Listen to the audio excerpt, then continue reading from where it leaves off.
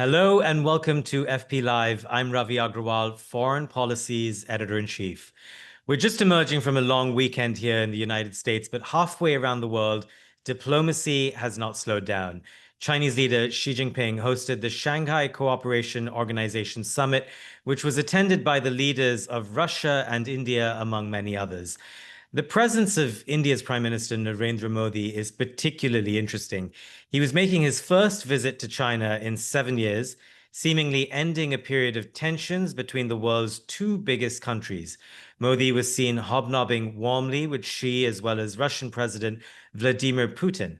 The signal was clear. India was getting friendlier with China and Russia right as relations with the United States were souring. In a moment, I will speak with a top Indian expert about what this shift means. If this is your first time joining us on FP Live, welcome. We will take some subscriber questions as always. And if you would like to join in, use the code FP Live for a discount. We're also a podcast. Just look for FP Live on your favorite audio platform. So there isn't much that Democrats and Republicans agree on. But for the last 30 years, one thing has been clear. There was bipartisan agreement in the United States that closer ties with India were a good thing. That trajectory of the last 3 decades has been unwound in recent months. First, the White House has imposed a total of 50% tariffs on India. And second, US President Donald Trump has seemingly gotten closer to India's arch-rival Pakistan after claiming to help India and Pakistan de-escalate their recent conflict. Islamabad said Trump should get the Nobel Peace Prize. New Delhi says Trump didn't actually play a role. That hasn't gone down well in the White House.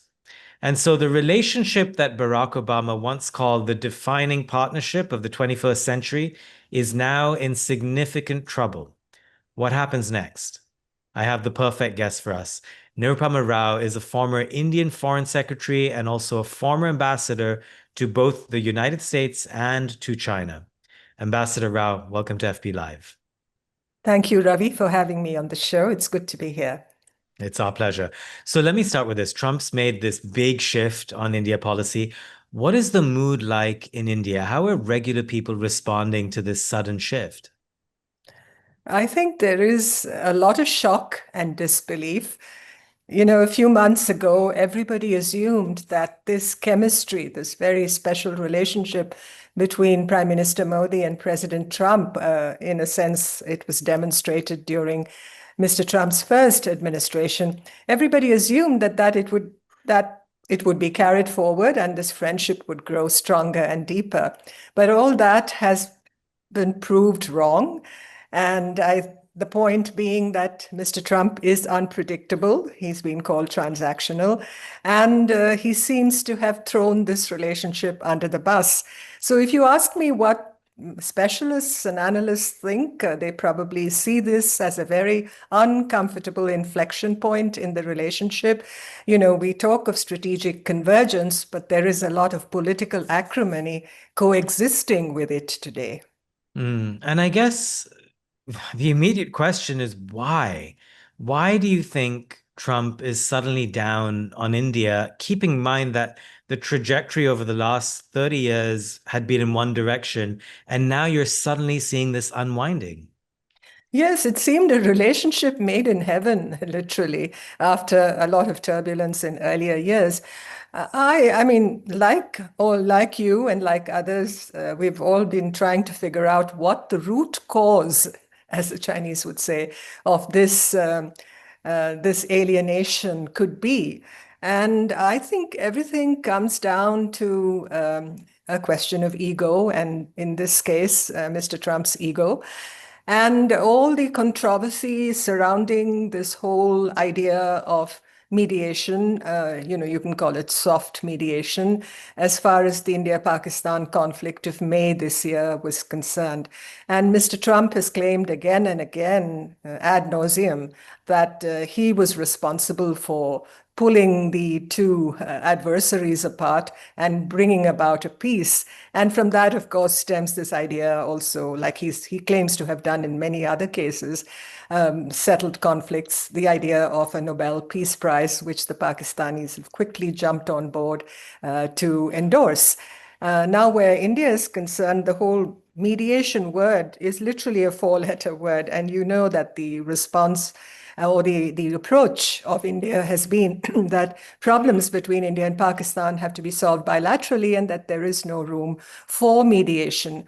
But of course, the uncomfortable reality is that outside powers do intervene when there is tension, especially between two nuclear-armed countries. And this reports, at least it's been reported on several occasions since the turn of the century, literally, that there has been, American voices swaying the direction of what happens between India and Pakistan when it comes to tensions between them. So this is something we can debate endlessly, this concept of soft mediation. But the fact is that Mr. Trump claimed he had mediated in this dispute. Pakistan seemed to go along with him, and India vehemently denied it. And perhaps we could have said it differently to Mr. Trump, but he seems to be terribly roiled by this. And a lot of these details tend to come out in memoirs afterwards. I mean, you know this better than anyone else, but Yes. so many American diplomats like Colin Powell and Dick Armitage have spent so much time going back and forth between New Delhi and Islamabad. You can call it mediation, you can call it de-escalation, but there has been an American involvement, whether or not the two sides want to admit to it. But let me ask you this. Would it have been smarter for India to give Trump what he wants? In other words, whether it's true or not, to tell the world that he played this huge role in helping to resolve the India-Pakistan conflict. In other words, play the flattery card, just like everyone else seems to be doing. Yeah, well, I think flattery is quite a way of life in South Asia, in South Asian culture. If you've studied it closely, I think this whole concept of how you deal with friends and people you respect, and you kind of butter them up is the phrase they use. But I think perhaps in public, I reflected a great deal on this, and I'd been spokesperson for India at one point of time for the Foreign Office, and I was thinking what one could have said in this context, and maybe we could perhaps have formulated our response by saying we appreciated Mr. Trump's interest in regional peace and his support for stability in South Asia, and that our path to peace remains clear, that it has to be dialogue between those concerned. And in private, I think we could have told the Americans that we're very grateful for the president's concern, but as strategy, India-Pakistan issues perforce must remain bilateral. And I think the Americans do understand that, and that we look forward to working closely with the United States on wider stability in the region. I think we could have put it that way. But of course, if wishes were horses, I mean, I'm not in the government, so I really can't say how this went. And you're not in the job anymore. Yeah. How much of this might have to do with India, as many other countries have, um, underestimating or not properly, accurately imagining what Trump 2 would be and how different it might be from Trump 1. And on that note, Trump has just nominated a new ambassador to India. His name is Sergio Gore. He Yeah. is currently Trump's personnel chief, so he's Mhm. quite close to the president. Is it your sense that something like that could be beneficial to India or not?